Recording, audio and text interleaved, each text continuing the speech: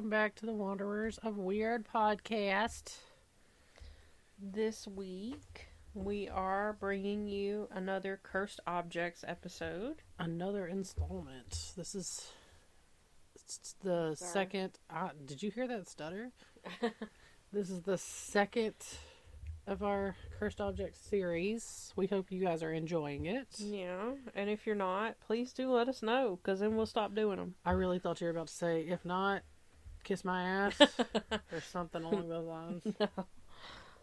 That'd be more like me saying that. Well, I don't want to alienate our audience.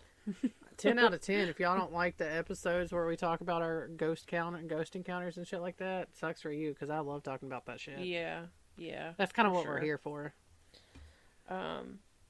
Alright. So, I have just two this time. I've got the crying boy painting first. So, one night in South Yorkshire, England, the home of Ron and May Hall succumbed to a fire. The living room was charred black, and the drapes and furniture were reduced to piles of ash. They lost nearly everything in the blaze except for one item. A painting of a crying boy with his eyes widened, looking out at them, not even blackened by the smoke that had once filled the room. Paintings of crying children were, for some reason, popular in the 1950s to the 1970s during a mass print art craze and were thought to appeal to young couples. Not really sure why, but okay. So these strange works of art bear the prominent signature of Giovanni Bragolin. However, adding to the mystique of these paintings, no one could find any information about that artist. And it was said that in either Italy or Spain, Bragolin painted hundreds of portraits of crying children. Many of them were described as being street urchins. And in the 2000 book Haunted Liverpool, a school teacher named George Mallory, who was described as being well respected, claimed to have discovered that the painter was actually a mysterious figure named François Seville, and it was claimed that one of the urchins he painted was a boy named Don Benillo, who accidentally started a fire in which his parents died in Spain. From then on, wherever the boy went, a fire followed, prompting his nickname to be Diablo. Oh. Some people believe that the boy was adopted, but was abused by the painter, and in the 1970s, the boy was killed in a fiery explosion caused by a car accident. But, according to journalist David Clark, the legend has some holes in it. Giovanni Bragolin and Seville seem to have been one of the few pseudonyms for Spanish painter Bruno Amadeo. We don't talk about Bruno. No. I'm sorry.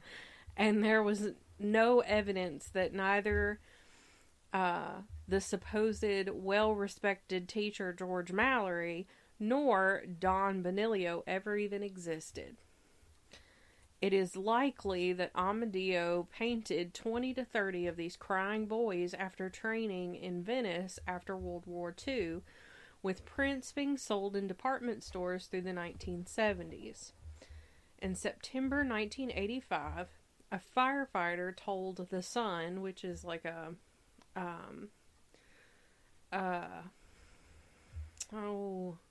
what's the word I'm looking for? Like, you know how we have those, like, magazines next to the checkout at the grocery store sometimes? Like, they're not very credible. Right. Like the Inquirer. Is that what it's called? Yeah, like the National Enquirer, or there was another one that was, like, World News or something like that. But a firefighter told The Sun that these paintings turned up mysteriously unscathed in fires all across the UK. Weird. All of which had seemed to all of the fires seemed to have spontaneously started. Huh. And on the radio show Punt PI writer Stephen Punt explored this legend and attempted to track down homes that were involved in this phenomenon. He found Jane McCutcheon, who had the print hanging in her living room in the 1980s. She was cleaning her kitchen one day when she found that her handmade drapes, blinds, and curtains were suddenly ablaze.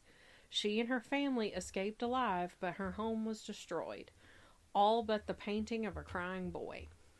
She attested that she heard a firefighter say, "Oh no, not another." After what was described as a series of coincidences and bad luck, McCutcheon speculated that the painting was the cause, and this prompted her to get rid of it. Since the painting was said to be believed to be fire resistant, Punt bought his own painting to test by lighting it ablaze with construction researcher Martin Shipp. They found that beyond the string that it was hung from, it really didn't burn. While the lapel of the boy's jacket was singed and the painting suffered a hole, the damage was quickly stopped on its own. Punt and Shipp surmised that this would be explained by the fire-retardant varnish and would explain why the painting would be hardly touched in house fires all across the UK. Can I just say, go ahead. However, these explanations did not suffice in 1985, and the article in The Sun did little to quelch the legend, and folks all across the country were throwing out their prints as they believed them to be jinxed. This legend even had fan clubs in the early days of the internet, but by 2002 these had mostly been disbanded. This legend was able to grow and grow because of the easily accessible prints to the masses and the article in The Sun. So you started talking about this painting, and honestly, we talk about what we're going to talk about, obviously, before we get here, and we do our research and whatnot, so we get everything prepared.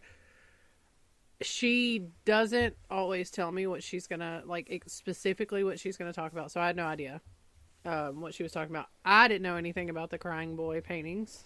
I had heard tale of it, but didn't. When you had first started talking about it, in my brain, I'm picturing those, big-eyed... Oh, yeah, those are the keen... There's a whole other story about those portraits. That's what I was picturing, so I just Googled it. And let me just say that, one of the... one pictures that just keeps coming, you see it several times in a Google search. These children are beautiful. Mm-hmm. Absolutely beautiful. Now, would I personally have a picture of a crying child in my house? No. No, it doesn't seem appealing. But, these children, a lot of them are just absolutely devastatingly beautiful. Yeah. And I could see, with it being, a flame-retardant varnish and whatnot, that makes sense. But, they're haunting. Yeah. Absolutely haunting. And it's even made creepier by the fact that they don't burn. Yeah. Yeah. Alright. So my second cursed object that I want to talk about. Let me just say, too, one of these paintings, you said Giovanni Breglin? Yeah. Alfie the Crying Boy. You can buy a print off of Etsy for $31.49. No, thank you. It's probably coincidence, but as someone who has a pretty this keeps happening to me where I have a very heightened sense of fear about my house burning down. So I don't know where it comes from, but I'm not risking it. Right. So anyway, my second one is the Hope Diamond. I'm sure you've heard about this before. Oh, yeah. Everybody knows about the Hope Diamond. I want to see what it looks like. I forget. So, Jean-Baptiste Tavernier, a French merchant traveler, purchased a 112 3/16 carat diamond, which was most likely from the Kalur mine in Golconda, India. and it has been said that Tavernier stole the diamond from the eye of a statue of the Hindu goddess Sita in 1666. It was triangular and crudely cut, and Tavernier described the color to be a beautiful violet. Rumors have persisted that Tavernier died of a raging fever not long after his return from India, and adding insult to injury, his body was ravaged by wolves or wild dogs, but other accounts say that he lived to the ripe old age of 84. In 1668, Tavernier sold the diamond to King Louis XIV of France, and with 14 other large diamonds and several smaller ones. And in 1673, the stone was recut by the court jeweler. He'll be listed in our resources, but I'm not going to try to butcher his name. Resulting in a much smaller stone. But it was still a whopping 67 1/8 carat stone. It was described in royal inventories as being an intense steely blue, and the stone became known as the blue diamond of the crown or the French blue. It was originally set in gold and hung from a neck ribbon, which the king wore on ceremonial occasions. Fueling the rumors of a curse, almost every legitimate child that Louis XIV sired died, and the king himself died an excruciatingly and smelly death by gangrene in 1715. Ew. In 1749, King Louis XV had the stone reset by another court jeweler, and this time it was in a piece of ceremonial jewelry for the Order of the Golden Fleece. And when Louis XVI and Marie Antoinette attempted to flee France in 1791, they were eventually beheaded, adding to the bloody history of this diamond. The jewels of the French royal treasury were turned over to the government. And during a week-long looting of the crown jewels in September of 1792, the French blue diamond was stolen. It wasn't until 1812 when the deep blue diamond, weighing 177 grains, and this says or 1 carat, which I don't think is entirely accurate, was documented as being in the possession of a London diamond merchant, Daniel Eliason. Strong evidence indicates that the stone was a recut French blue, and according to the Smithsonian, several references suggest that it was acquired by King George IV of the United Kingdom.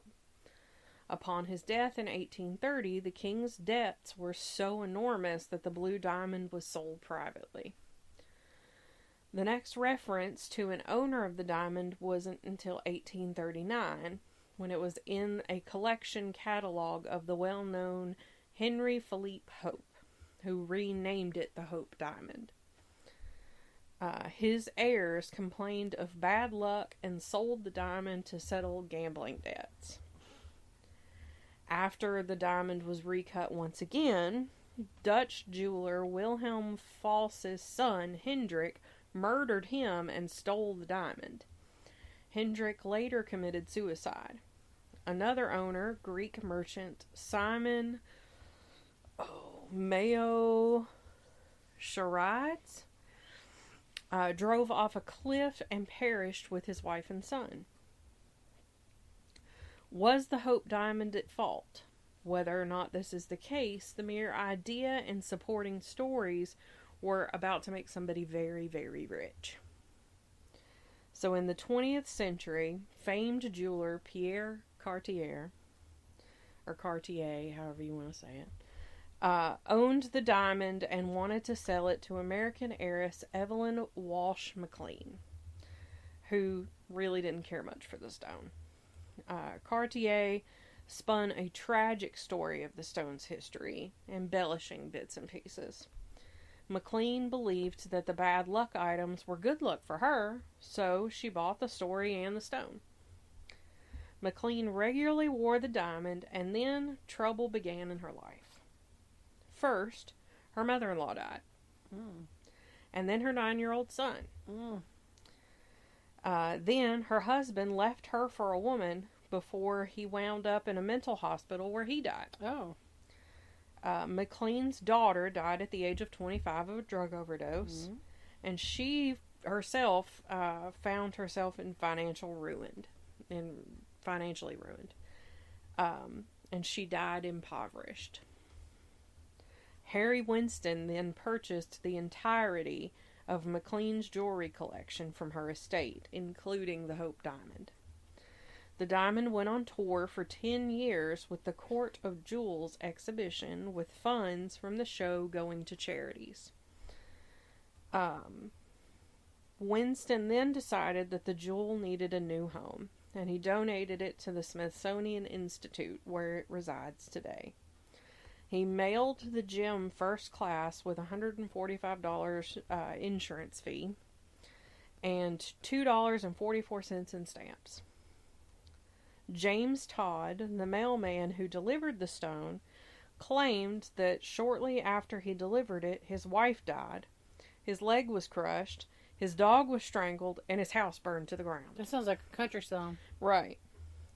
Now, some of the pieces of this curse came from Ripley's. However, if you want like a more in-depth and factual tale of the Hope Diamond, I would go to the Smithsonian website, and both of those websites will be linked in the description of this episode. And that is what I have for you. Well, all right. I love these cursed objects episodes. I really do. They're pretty good. They are. They are. However, I gave all I could about protection and getting rid of and all that on that last one. So, for comic relief, somewhat, as I was sitting down to research this episode, figure out what the fuck I wanted to talk to you guys about, I just searched cursed objects and just see what would pop up. And I found some interesting shit. You ready? Probably not. You can buy quote-unquote cursed objects on Etsy. See, that seems dangerous. It does. But let me just say, not all the items that I'm finding are quote-unquote cursed objects. I don't know. They're just terrifying looking. So, let's go through some things that I have found. One item, and I just find it fucking funny, and it's a common theme across different items, but it's like different characters that are 3D printed with the Rock's face on it. We have currently, if you when you go out in the living room, you'll see it. On the bar is a Shrek with the Rock's face. Yes. Yes. It's called Shrock.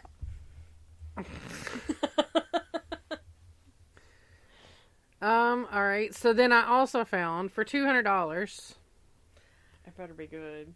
you can buy it looks like a little fucking fairy. Like the skeletal remains of a fucking fairy. No, thank you.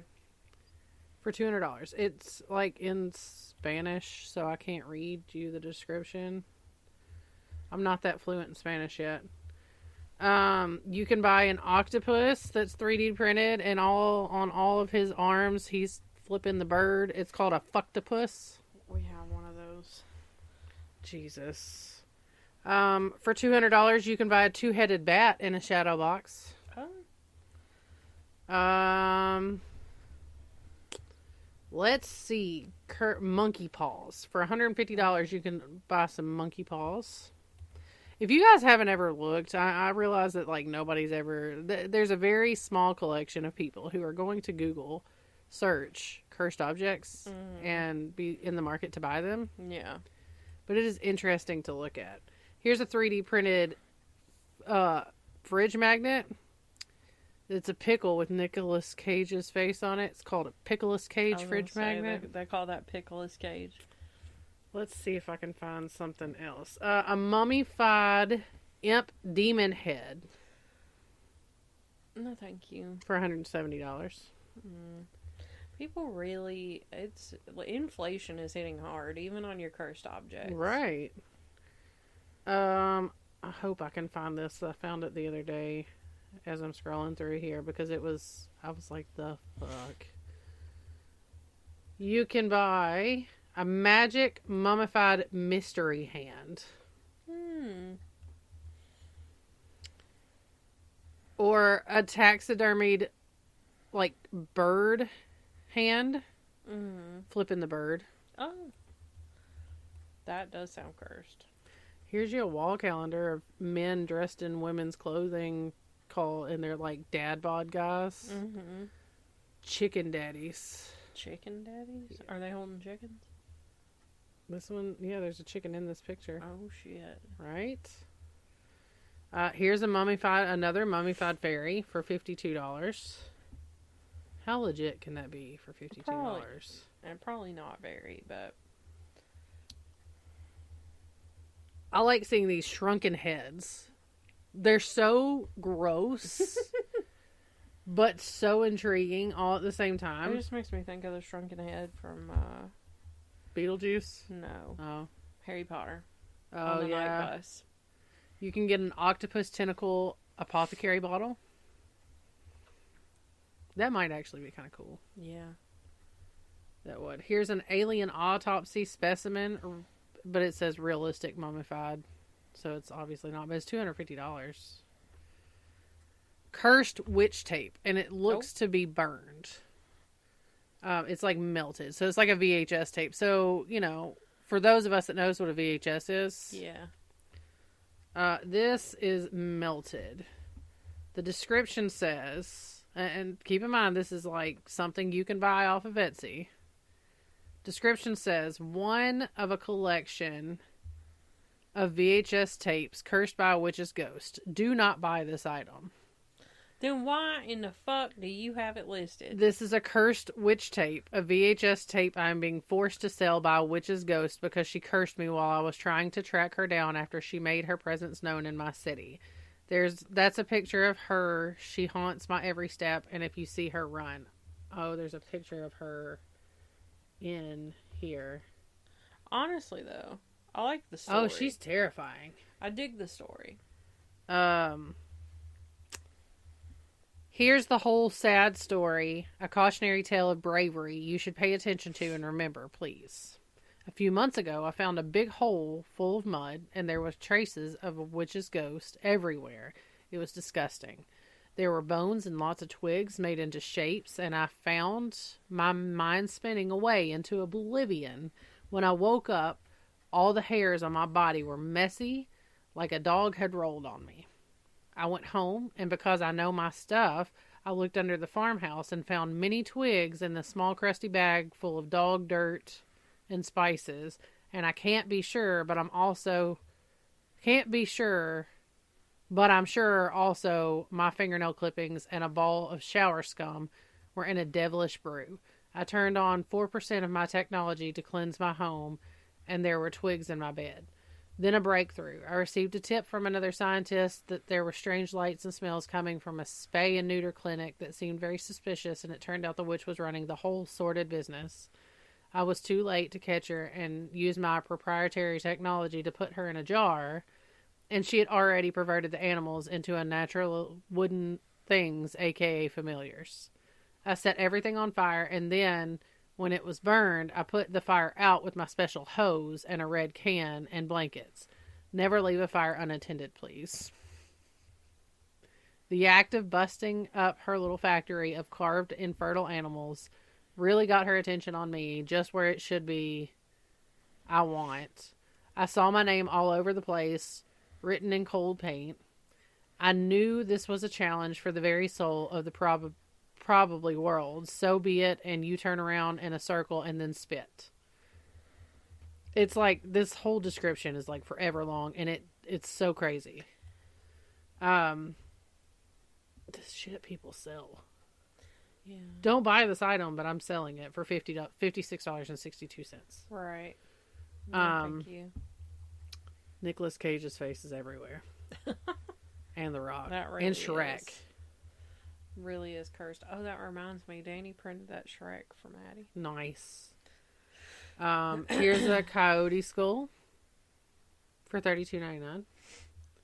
Another cursed monkey's paw. I think my buying bones from Etsy days are over because I'm worried that it's like not ethically sourced. Right. I don't want them to be like mass murdering bats and stuff just so I can have like a little stuffed bat in a box. Makes me sad to think about it. Right. I'm looking. There was one that I saw the other day, and it was so weird. So many monkey paws. So many monkey paws. Here's a coffee mug that says pee pee poo poo. Snapdragon skulls.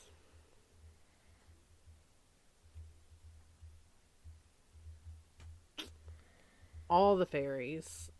Like, I'm a firm believer that the fae folk are a real thing. Oh, yeah. But I question. It's probably not super authentic on Etsy. Here's a taxidermy squirrel with peanuts, and it says, "These nuts." I like a good "these nuts" joke. I like it. When I tell you. We made a Christmas sweater at work this year, and it said holidays, and then it had a little pair of little nuts under it. My 5-year-old likes to tell these nuts jokes. It's probably not the most appropriate thing for my son to be telling people, but you know, it's whatever. You can get aged human teeth in a box. I have some of those. I also now have a cat tooth. Big news in my household. I came home from work, and in my office chair was a kitten tooth. Willow, the little tiniest podcat, lost one of her baby teeth and left it for me. She's the one that's featured in a lot of the pictures of the cat sitting on one of our desks, one of our tables. She is the official podcat. She's the most active. Yeah. She's the one that likes to knock over my mic in the mid. She's all tuckered out right now. She's in a cat bed. She's laying in little cat's bed. Her crackhead energy hasn't been super crazy today. Here's a deep sea nightmare fish. So it's like one of those anglerfish. Oh, I love that's my favorite fish. But it looks like a human skull, kind of. Oh, that's it's gross. So weird. No, it is so weird. And then you got rocks that have like teeth in them, like dentures. Ugh. I don't like that when people like put teeth on things that it's not supposed to be on. Well, like those fucking dolls. What were they called? That had the teeth and the eyes. Oh, fugglers. Fugglers. Yeah. I have a few of those. Fuck those things. They're so But at gross. least they're teeth in a mouth. It's Ugh. like they're still weird. Yeah. They so come with weird. little birth certificates. What is the obsession with Shrek? I just want to know. I have no idea. I can't find this thing, but it was like an urn. It was like an urn with someone's ashes in it, but like it was cursed, and it was like there was a whole story on it, and it was like, don't buy this, but there was like 57 freaking reviews, and I'm like, have this many people bought this? Yeah, no. You can buy like monthly subscription boxes, with cursed objects in them. So what are these people doing? Going to like estate sales? Or cursing objects. I mean, I bet you could get some cool shit at an estate sale. Yeah. What we got on eBay? Does anybody use eBay anymore? Yes. Oh yeah, people really use eBay. Ouija boards. Because like I got haunted doll. No, thank you. I don't like dolls anyway. There's like 2 of them, right? 3, 4. I had a time in my life. Like, I've got some handmade dolls that, like, each of my great-grandmothers made. They're not up here. There's one right there. It's just a head on top of a box. It's a newer. I got that when I was a kid. That was new. She creeps me out. But like on these pictures of these haunted dolls, they have like a EMF meter sitting on them to show you that it's like there's activity going on. Ooh, this one's terrifying. But it's like a bunch of just hidden dolls. Here's a demonic possessed doll, real satanic, haunted, extremely dangerous, but it's like one of those like puppet looking ones with the mouth, you know? Oh, ew. Is there like a from Goosebumps? Yes. Slappy. It says confirmed activity, knocking, disembodied voice, screeching, hissing, cold spots, dizziness, poltergeist activity, vibration, hair pulling, scratches, full body apparitions, and more. Flynn is an unusual and unique vessel with an attachment of a demonic energy that tends to cause a bit of a nuisance. The vessel's activity seems to be dampened when closed inside of a case. I do not suggest ever using provocation with any demonics, and this is a perfect example as to why you shouldn't. Vessel is in terrible shape. The demon has been rough on it. This is a high-level demonic that has caused a lot of harm. Please take caution with this one. Follow me on my YouTube, blah, blah, blah. I feel like, because, was it the last episode you mentioned Zach Baggins? Baggins, yeah. He's got a museum of shit. I feel like he probably gets on eBay and buys some of his shit. Probably. With good stories like that. And then he puts his own, like, sorority boy spin on it. Why you want to talk shit and then acts like a victim when it comes at you? I don't know. For views? Or talk shit and throw Aaron in there to face it. For views. Why are they friends? I don't know. Also, fun fact, because you know how much I love Holly Madison. Yeah. That's her boyfriend. Aaron? No. Or Zach? Zach. She doesn't really talk about it very much, though. But I understand. But yeah, that's her boyfriend. And I was like, odd choice. Right. I used to love that show. I've never been a fan. It gives frat boy vibes. It does. But I always loved Ghost Hunters. I don't know that I ever watched that one. Oh, I used to watch the shit out of it. They used to do lives on Halloween. They would do like the Stanley Hotel, Waverly Hills, all of that. I've always wanted to go to Waverly Hills. Always. And it's really not that far from us. I want to go to the prison, Tennessee State Prison or whatever it is that no one can get into now. We passed by there today, and it's full of asbestos. I will wear a hazmat suit. The school I went to, Nashville State, in like the early 2000s, and right before I started, I think I started in 2008. They did tours, like they would take the photography classes through the prison to take pictures. I'm like, the year I started was the year they stopped doing it because of the asbestos. And I was like, cool. I'd really like to do that. So here you can buy a special sanguine vampire ring. It says, this item being sold is strictly sold for its tangible purposes only. Due to the policy, the entire story below connected is for entertainment purposes only, and everything is sold for its physical properties exclusively. All items can be cast, binded, or bonded. You just need to ask. We offer binding and bonding services. You will be able to draw unlimited power from this amazing vessel. Are you ready to be embraced by his immortal kiss? Let him embrace you. There is nothing to fear. This wonderful item and the energy bound to this vessel is amazing, to say the least. You'll feel the energy from this vessel even when you do not even have it on. And when you do have it on, the energy will pulsate through you. You will grow stronger in mind, body, and soul, and yes, have unusually long life. You will even heal faster and be able to heal others by directing your energy. You will have increased intelligence, great beauty, and see the beauty of others. Greatly increased psychic abilities. This includes reading people's minds, telekinesis, lucid dreaming, astral travel, and even levitation. The ability to communicate with animals, plants, spirits, and supernatural entities. You'll be able to see and hear what others are thinking with ease. Sexual attraction, lust, seduction. Yes, a vampire is very seductive and has the powers of persuasion on their side. Increased luck and ability to gain money and wealth.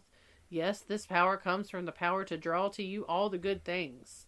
This vessel will transfer on to you all the powers of the vampire without actually turning you into one. All the powers of a vampire will be given to you. But really, the wording on this, but really that were and are an ancient race of vampire from Babylon.